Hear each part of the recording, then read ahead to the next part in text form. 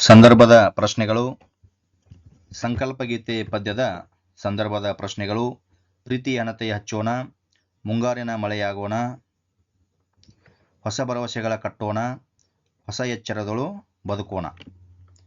ಈ 4 ಸಂದರ್ಭಗಳಿಗೆ ಒಂದೇ ಉತ್ತರ.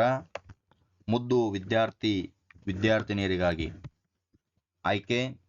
ಈ ಮೇಲಿನ ವಾಕ್ಯವನ್ನು GS ಶಿವರುದ್ರಪ್ಪ ಬರೆದಿರುವ ಎದೆ ತುಂಬಿ ಹಾಡುವೆನು ಕವನ ಸಂಕಲನದಿಂದ ಸಂಕಲ್ಪಗೀತೆ ಪದ್ಯದಿಂದ ಆರಿಸಲಾಗಿದೆ. ಸಂದರ್ಭ: ಭಯ, ಅನುಮಾನ ಹಾಗೂ ಕೆಟ್ಟ ಆಲೋಚನೆಗಳಿಂದ ತುಂಬಿರುವ ಸಮಾಜವನ್ನು ಮಳೆಯಾಗಿ ಶುಚಿಗೊಳಿಸುತ್ತಾ ಪ್ರೀತಿಯ ದೀಪವನ್ನು ಹಚ್ಚಿ ಬದುಕಿಗೆ ಹೊಸ ಭರವಸೆಯನ್ನು ಕಟ್ಟುವ ಸಂದರ್ಭದಲ್ಲಿ ಈ ಮೇಲಿನ ಮಾತು ಬಂದಿದೆ. ಸಾಧನೆಯ ಹಾದಿಯಲ್ಲಿ ಎದುರಾಗುವ ಅಡ್ಡಿ ಆತಂಕಗಳನ್ನು ನಿವಾರಿಸಿಕೊಂಡು ಯಶಸ್ಸು ಸಾಧಿಸಲು ಕೈಗೊಳ್ಳಬೇಕಾದ ದೃಢ ಸಂಕಲ್ಪವು ಸ್ವಾರಸ್ಯಪೂರ್ಣವಾಗಿ ಮೂಡಿಬಂದಿದೆ. ಪದ್ಯಪಾಠ 2. ಹಕ್ಕಿ ಹಾರುತ್ತಿದೆ ನೋಡಿದಿರಾ. ಬರೆದವರು ದತ್ತಾತ್ರೇಯ ರಾಮಚಂದ್ರ ಬೇಂದ್ರೆ. ಈ ಪದ್ಯದಲ್ಲಿ ಬಂದಿರತಕ್ಕಂತಹ ಸಂದರ್ಭದ ಪ್ರಶ್ನೆಗಳು ಈ ರೀತಿ ಇವೆ. ರೆಕ್ಕೆಗಳೆರಡು ಪಕ್ಕದಲ್ಲುಂಟು, ಸಾರ್ವಭೌಮರ ನೆತ್ತಿಯ ಕುಕ್ಕಿ, ಬಲ್ಲರು ಯಾರ ಹಾಕಿದ ಹೊಂಚ, ಹೊಸಗಾಲದ ಹಸು ಮಕ್ಕಳ ಹರಸಿ, ಮಂಗಳ ಲೋಕದ ಅಂಗಳ ಕೇರಿ. ಈ ಎಲ್ಲ ಸಂದರ್ಭದ ಪ್ರಶ್ನೆಗಳಿಗೆ ಒಂದೇ ಉತ್ತರ. ಆಯ್ಕೆ. ಈ ಮೇಲಿನ ವಾಕ್ಯವನ್ನು ದ.ರಾ. ಬೇಂದ್ರೆ ಬರೆದಿರುವ ಗರಿ ಕವನ ಸಂಕಲನದ ಹಕ್ಕಿ ಹಾರುತ್ತಿದೆ ನೋಡಿದಿರಾ ಪದ್ಯದಿಂದ ಆರಿಸಲಾಗಿದೆ. ಸಂದರ್ಭ: ಕಾಲಪಕ್ಷಿಯು ಹಗಲು ರಾತ್ರಿಯ ಬಣ್ಣಗಳನ್ನು ತನ್ನ ಗರಿಯಲ್ಲಿರಿಸಿಕೊಂಡು ಸೂರ್ಯಚಂದ್ರರನ್ನು ತನ್ನ ಕಣ್ಣಾಗಿಸಿಕೊಂಡು ವಿಶ್ವದ ಎಲ್ಲ ಖಂಡಗಳನ್ನು ಸುತ್ತುತ್ತಾ ಮಂಗಳ ಗ್ರಹದಲ್ಲಿ ವಾಸಿಸಲು ಯತ್ನಿಸಿ ಹೊಸಗಾಲದ ಹಸು ಮಕ್ಕಳನ್ನು ಹರಸುವ ಸಂದರ್ಭದಲ್ಲಿ ಈ ಮಾತು ಬಂದಿದೆ. ಸ್ವಾರಸ್ಯ: ಕವಿ ಕಾಲದ ಗತಿಯನ್ನು ಹಾರುವ ಹಕ್ಕಿಗೆ ಸಮೀಕರಿಸಿ ಪ್ರಕೃತಿಯಲ್ಲಾಗುವ ಬದಲಾವಣೆಯ ಬಗ್ಗೆ ಚಿಂತಿಸಿರುವುದು ಸ್ವಾರಸ್ಯಪೂರ್ಣವಾಗಿ ಮೂಡಿಬಂದಿದೆ. ಮುಂದಿನ ಸಂದರ್ಭ: ಹಲಗಲಿ ಬೇಡರು. ಹಲಗಲಿ ಬೇಡರು ಪದ್ಯದಲ್ಲಿ ಬಂದಿರತಕ್ಕಂತಹ ಸಂದರ್ಭದ ಪ್ರಶ್ನೆಗಳು. ಎಲ್ಲ ಜನರಿಗೆ ಜೋರ ಮಾಡಿ ಕಸಿದುಕೊಳ್ಳಿರಿ ಹತಾರ, ಜೀವ ಸತ್ತು ಹೋಗುವುದು ಗೊತ್ತಾ, ಹೊಡೆದರಗುಂಡ ಕರುಣ ಇಲ್ಲದಂಗ, ಕೆಟ್ಟು ವರ್ಣಿಸಿ ಹೇಳಿದೆ ಕಂಡಷ್ಟು. ಆಯ್ಕೆ. ಈ ಮೇಲಿನ ವಾಕ್ಯವನ್ನು ಡಾಕ್ಟರ್ BS ಗದಗಿಮಠ್ ಬರೆದಿರುವ ಕನ್ನಡ ಜನಪದ ಗೀತೆಗಳು ಕೃತಿಯ ಹಲಗಲಿ ಬೇಡರು ಲಾವಣಿಯಿಂದ ಆರಿಸಲಾಗಿದೆ. ಸಂದರ್ಭ: ಬೇಡರ ಬಳಿ ಇರುವ ಆಯುಧಗಳನ್ನು ಬ್ರಿಟಿಷ್ ಸರ್ಕಾರಕ್ಕೆ ಹಿಂದಿರುಗಿಸಬೇಕೆಂಬ ಕಾಯ್ದೆಯನ್ನು ಧಿಕ್ಕರಿಸಿದ ಜಡಗ, ರಾಮ, ಭೀಮ, ಹನುಮರೊಂದಿಗೆ ಹಲಗಲಿ ಬೇಡರು ಬ್ರಿಟಿಷ್ ಸೇನೆಯೊಂದಿಗೆ ಜಗಳಕ್ಕಿಳಿದ ಸಂದರ್ಭದಲ್ಲಿ ಈ ಮೇಲಿನ ಮಾತು ಬಂದಿದೆ. ಸ್ವಾರಸ್ಯ: ಸ್ವಾತಂತ್ರ್ಯ ಪ್ರಿಯರಾಗಿದ್ದ ಹಲಗಲಿಯ ಅನಕ್ಷರಸ್ಥ ಬೇಡರು ನಿಶಸ್ತ್ರೀಕರಣ ಕಾಯ್ದೆಯನ್ನು ವಿರೋಧಿಸಿ ಹುತಾತ್ಮರಾದದ್ದು ಇಲ್ಲಿನ ಸ್ವಾರಸ್ಯವಾಗಿದೆ. ಮುಂದಿನ ಪದ್ಯ: ಕೌರವೇಂದ್ರನ ಕೊಂದೆ ನೀನು. ಕೃಷ್ಣನು ಕರ್ಣನಿಗೆ ರವಿಸುತನ ಕಿವಿಯಲ್ಲಿ ಬಿತ್ತಿದನು ಭಯವ, ಬಾಯ್ದಂಬುಲಕ್ಕೆ ಕೈಯಾನುವರೆ, ಜೀಯ ಹಸಾದವೆಂಬುದು ಕಷ್ಟ, ನಿನ್ನ ಪದಿಶೆಯ ಬಯಸುವನೆಲ್ಲ. ಆಯ್ಕೆ. ಈ ಮೇಲಿನ ವಾಕ್ಯವನ್ನು ಕುಮಾರವ್ಯಾಸ ಬರೆದಿರುವ ಕರ್ನಾಟ ಭಾರತ ಕಥಾಮಂಜರಿ ಕೃತಿಯ ಕೌರವೇಂದ್ರನ ಕೊಂದೆ ನೀನು ಪದ್ಯದಿಂದ ಆರಿಸಲಾಗಿದೆ. ಸಂದರ್ಭ: ಕೃಷ್ಣನು ಕರ್ಣನ ಜನ್ಮ ವೃತ್ತಾಂತವನ್ನು ತಿಳಿಸುತ್ತಾ ದುರ್ಯೋಧನನ ಸೇವೆ ಮಾಡುವುದನ್ನು ನಿಲ್ಲಿಸಿ ಹಸ್ತಿನಾಪುರದ ರಾಜನಾಗಿ ಪಾಂಡವರ ಕೌರವರ ಸೇವೆ ಮಾಡಿಸಿಕೋ ಎಂದು ಹೇಳುವ ಸಂದರ್ಭದಲ್ಲಿ ಮೇಲಿನ ಮಾತು ಬಂದಿದೆ. ಸ್ವಾರಸ್ಯ: ಕರ್ಣನ ಸ್ವಾಮಿನಿಷ್ಠೆ, ಕೃಷ್ಣನ ಕಪಟತನದ ರೀತಿಯು ಸ್ವಾರಸ್ಯಪೂರ್ಣವಾಗಿ ಮೂಡಿಬಂದಿದೆ. ಇದೇ ಪದ್ಯದಲ್ಲಿ ಬಂದಿರತಕ್ಕಂತಹ ಸಂದರ್ಭ: ಕರ್ಣನು ಕೃಷ್ಣನಿಗೆ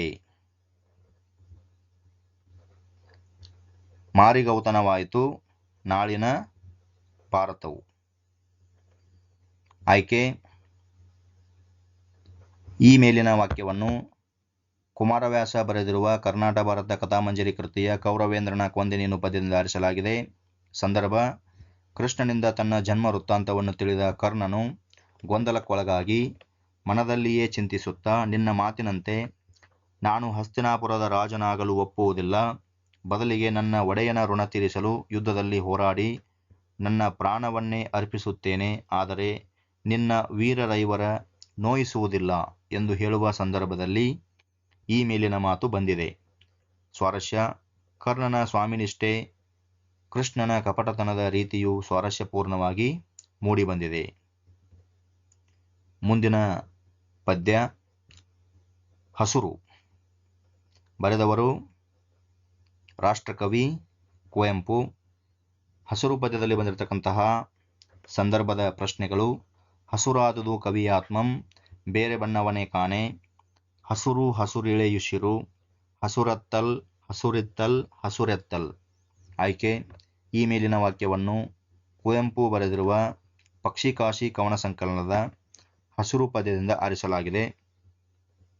ಸಂದರ್ಭ: ಕವಿಯು ಆಗಸದಿಂದ ಭೂಮಿಯವರೆಗೆ ಪ್ರಕೃತಿಯ ಯಾವುದೇ ವಸ್ತುವನ್ನು ನೋಡಿದರೂ ಎಲ್ಲವೂ ಹಚ್ಚ ಹಸುರಾಗಿ ಕಾಣುತ್ತಿತ್ತು. ಇದರಿಂದ ಕವಿಯಾತ್ಮವು ಹಸುರುಗಟ್ಟಿ ದೇಹದ ರಕ್ತವು ಹಸುರಾಯಿತು ಎಂದು ಹೇಳುವ ಸಂದರ್ಭದಲ್ಲಿ ಈ ಮೇಲಿನ ಮಾತು ಬಂದಿದೆ. ಸ್ವಾರಸ್ಯ: ಪ್ರಕೃತಿಯಲ್ಲಿ ಅತ್ತ ಇತ್ತ ಮೇಲೆ ಕೆಳಗೆ ಎತ್ತ ನೋಡಿದರೂ ಹಸುರು ವ್ಯಾಪಿಸಿರುವುದು ಇಲ್ಲಿನ ಸ್ವಾರಸ್ಯವಾಗಿದೆ. ಮುಂದಿನ ಪದ್ಯಪಾಠ ಚಲಮನೆ ಮೆರೆವೆಂ. ಬರೆದವರು ಶಕ್ತಿಕವಿ ರನ್ನ. ಈ ಪದ್ಯದಲ್ಲಿ ಬಂದಿರತಕ್ಕಂತಹ ಸಂದರ್ಭದ ಪ್ರಶ್ನೆಗಳು: ನೆಲಕಿರಿವೆನೆಂದು ಬಗೆದಿರೆ ಛಲಕಿರಿವೆಂ, ಸಮರದೋಳ್ ಎನಗಜ್ಜ ಪೇಳಿಂ ಆವುದು ಕಜ್ಜಂ, ಪಾಂಡವರೊಳಿರಿದು ಚಲಮನೆ ಮೆರೆವೆಂ, ಮೇನಾಯ್ತು ಕೌರವಂಗೆ ಅವನೀತಳಂ. ಆಯ್ಕೆ: ಈ ಮೇಲಿನ ವಾಕ್ಯವನ್ನು ರನ್ನ ಬರೆದಿರುವ ಗದಾಯುದ್ಧ ಕೃತಿಯ ಚಲಮನೆ ಮೆರೆವೆಂ ಪದ್ಯದಿಂದ ಆರಿಸಲಾಗಿದೆ. ಸಂದರ್ಭ: ಪಾಂಡವರೊಂದಿಗೆ ಸಂಧಿ ಮಾಡಿಕೋ ಎಂದು ಭೀಷ್ಮರು ದುರ್ಯೋಧನನಿಗೆ ಹೇಳಿದಾಗ ಕೋಪಗೊಂಡ ದುರ್ಯೋಧನನು, ನಾನು ನೆಲಕ್ಕಾಗಿ ಅಲ್ಲ ಛಲಕ್ಕಾಗಿ ಹೋರಾಡುವೆನು, ನನ್ನ ವೈರಿಗಳಾದ ಭೀಮ ಅರ್ಜುನರನ್ನು ಕೊಂದ ಬಳಿಕ ಧರ್ಮರಾಯನೊಂದಿಗೆ ಸಂಧಿ ಮಾಡಿಕೊಳ್ಳುವೆ ಎಂದು ಹೇಳುವ ಸಂದರ್ಭದಲ್ಲಿ ಈ ಮೇಲಿನ ಮಾತು ಬಂದಿದೆ. ಸ್ವಾರಸ್ಯ: ದುರ್ಯೋಧನನ ಸ್ವಾಭಿಮಾನ ಮತ್ತು ಛಲದ ಗುಣ ಇಲ್ಲಿ ಸ್ವಾರಸ್ಯಪೂರ್ಣವಾಗಿ ಮೂಡಿಬಂದಿದೆ. ಮುಂದಿನ ಪದ್ಯ ವೀರಲವ. ವೀರಲವ ಪದ್ಯದಲ್ಲಿ ಬಂದಿರತಕ್ಕಂತಹ ಸಂದರ್ಭಗಳು: ರಘುದ್ವಹನ ಸೊಲ್ಗೇಳಿ ನಮಿಸಲ್, ತನ್ನ ಮಾತೆಯಂ ಸರ್ವಜನಮುಂ ಬಂಜೆಯನ್ನದಿರ್ದಪುದೆ, ಅರಸುಗಳ ವಾಜಿಯಂ ಬಿಡು ಜಾನಕಿಯ ಮಗನಿದಕ್ಕೆ ಬೆದರುವನೆ. ಆಯ್ಕೆ: ಈ ಮೇಲಿನ ವಾಕ್ಯವನ್ನು ಲಕ್ಷ್ಮೀಶ ಕವಿ ಬರೆದಿರುವ ಜೈಮಿನಿ ಭಾರತ ಕೃತಿಯ ವೀರಲವ ಪದ್ಯದಿಂದ ಆರಿಸಲಾಗಿದೆ. ಸಂದರ್ಭ: ಶ್ರೀರಾಮನ ಅಶ್ವಮೇಧ ಯಾಗದ ಕುದುರೆ ದೊರೆತ ಭವ್ಯ ಸ್ವಾಗತ ಹಾಗೂ ವೀರಲವನ ಬಾಲಸಹಜ ಗುಣವನ್ನು ವರ್ಣಿಸುವ ಸಂದರ್ಭದಲ್ಲಿ ಈ ಮೇಲಿನ ಮಾತು ಬಂದಿದೆ. ಸ್ವಾರಸ್ಯ: ಶ್ರೀರಾಮನ ಶ್ರೇಷ್ಠತೆ ಹಾಗೂ ವೀರಲವನು ಬಾಲಕನಾದರೂ ಹೆದರದೆ ಕುದುರೆಯನ್ನು ಕಟ್ಟುವುದು ಇಲ್ಲಿನ ಸ್ವಾರಸ್ಯವಾಗಿದೆ. ಮುಂದಿನ ಪದ್ಯ ಕೆಮ್ಮನೆ ಮೀಸೆ ಒತ್ತೆನೆ. ಪರಶುರಾಮ ದ್ರೋಣಾಚಾರ್ಯ. ಈಗಳೊಂದ್ ಅಡಕೆಯುಂ ಇಲ್ಲ ಕೈಯೋಳ್, ವಿದ್ಯಾಧನಮೇ ಧನಮಪ್ಪುದು. ಆಯ್ಕೆ: ಈ ವಾಕ್ಯವನ್ನು ಪಂಪ ಬರೆದಿರುವ ವಿಕ್ರಮಾರ್ಜುನ ವಿಜಯಂ ಕೃತಿಯ ಕೆಮ್ಮನೆ ಮೀಸೆ ಒತ್ತೆನೆ ಪದ್ಯದಿಂದ ಆರಿಸಲಾಗಿದೆ. ಸಂದರ್ಭ: ದ್ರೋಣನಿಗೆ ಬಡತನ ಎದುರಾಗಿ ದ್ರವ್ಯವನ್ನು ಬೇಡಲು ಪರಶುರಾಮನ ಬಳಿಗೆ ಬಂದಾಗ, ತನ್ನೆಲ್ಲ ಸಂಪತ್ತನ್ನು ಬೇಡಿದವರಿಗೆ ನೀಡಿದ್ದೇನೆ, ಈಗ ನನ್ನ ಬಳಿ ಬಿಲ್ಲು ಬಾಣಗಳನ್ನು ಬಿಟ್ಟು ಬೇರೇನೂ ಇಲ್ಲ ಎಂದು ಹೇಳುವ ಸಂದರ್ಭದಲ್ಲಿ ಈ ಮೇಲಿನ ಮಾತು ಬಂದಿದೆ. ಸ್ವಾರಸ್ಯ: ದ್ರೋಣಾಚಾರ್ಯ ಬಿಲ್ವಿದ್ಯೆಯಲ್ಲಿ ಮಹಾಪ್ರವೀಣನಾಗಿದ್ದರೂ ಬಡತನದಿಂದಾಗಿ ಮತ್ತೊಬ್ಬರ ಬಳಿ ಸಂಪತ್ತನ್ನು ಬೇಡಲು ಹೋದದ್ದು ಇಲ್ಲಿ ಸ್ವಾರಸ್ಯಪೂರ್ಣವಾಗಿ ಮೂಡಿಬಂದಿದೆ. ಇದೇ ಪದ್ಯದಲ್ಲಿ ಬಂದಿರತಕ್ಕಂತಹ ಮತ್ತೆರಡು ಸಂದರ್ಭಗಳು: ದ್ರೋಣಾಚಾರ್ಯ ಮತ್ತು ದೃಪದನ ನಡುವೆ ನಡೆದಿರತಕ್ಕಂತಹ ಸಂಭಾಷಣೆ. ಎಂತೂ ನಾನಿಲಿಗರಪ್ಪರೆ ಮಾನಸರ್, ಜಲಕ್ಕನ್ ಈಗಳೆ ಅರಿದೆಂ ಶಿರಿ ಕಲ್ಲೊಡ ಹುಟ್ಟಿತೆಂಬುದಂ, ನೊಳವಿಂಗೆ ಕುಪ್ಪೆವರಂ. ಆಯ್ಕೆ: ಈ ಮೇಲಿನ ವಾಕ್ಯವನ್ನು ಪಂಪ ಬರೆದಿರುವ ವಿಕ್ರಮಾರ್ಜುನ ವಿಜಯಂ ಕೃತಿಯ ಕೆಮ್ಮನೆ ಮೀಸೆ ಒತ್ತೆನೆ ಪದ್ಯದಿಂದ ಆರಿಸಲಾಗಿದೆ. ಸಂದರ್ಭ: ದ್ರೋಣಾಚಾರ್ಯರಿಗೆ ಬಡತನ ಎದುರಾಗಿ ದ್ರವ್ಯವನ್ನು ಬೇಡಲು ರಾಜನಾದ ತನ್ನ ಗೆಳೆಯ ದೃಪದನ ಬಳಿಗೆ ಬಂದಾಗ ತುಂಬಿದ ಸಭೆಯಲ್ಲಿ ತನ್ನನ್ನು ನಿಂದಿಸಿದ ದೃಪದನಿಗೆ ದ್ರೋಣನು ಶಪಥ ಮಾಡುವ ಸಂದರ್ಭದಲ್ಲಿ ಮೇಲಿನ ಮಾತು ಬಂದಿದೆ. ಸ್ವಾರಸ್ಯ: ದ್ರೋಣಾಚಾರ್ಯರು ಬಿಲ್ಲುವಿದ್ಯೆಯಲ್ಲಿ ಮಹಾಪ್ರವೀಣನಾಗಿದ್ದರೂ ಬಡತನದಿಂದಾಗಿ ಮತ್ತೊಬ್ಬರ ಬಳಿ ಸಂಪತ್ತನ್ನು ಬೇಡಲು ಹೋದದ್ದು ಇಲ್ಲಿ ಸ್ವಾರಸ್ಯಪೂರ್ಣವಾಗಿ ಮೂಡಿಬಂದಿದೆ. ಆಯ್ಕೆ ಬರೆಯಲು ಕವಿ ಕೃತಿ ಕಾವ್ಯವನ್ನು ಕಂಠಪಾಠ ಮಾಡಿ ಸಂದರ್ಭ ಮತ್ತು ಸ್ವಾರಸ್ಯವನ್ನು ಸ್ವಂತ ವಾಕ್ಯದಲ್ಲಿ ತಿಳಿದಷ್ಟು ಬರೆಯಿರಿ. ನಿಮಗೆ ಆರಾಮಾಗಿ 3 ಅಂಕಗಳು ಸಿಗುತ್ತವೆ. ಯಾವುದೇ ಸಂದರ್ಭವನ್ನು ದಯವಿಟ್ಟು ಬಿಡಲಿಕ್ಕೆ ಹೋಗಬೇಡಿ. ಒಟ್ಟು ಸಂದರ್ಭಗಳು 6 ಇರುತ್ತವೆ. 3 ಗದ್ಯ ಭಾಗದಿಂದ 3 ಪದ್ಯ ಭಾಗದಿಂದ ಒಟ್ಟು 6 ಪ್ರಶ್ನೆಗಳು. ಒಂದು ಸಂದರ್ಭಕ್ಕೆ 3 ಅಂಕ, ಒಟ್ಟು 18 ಅಂಕಗಳು.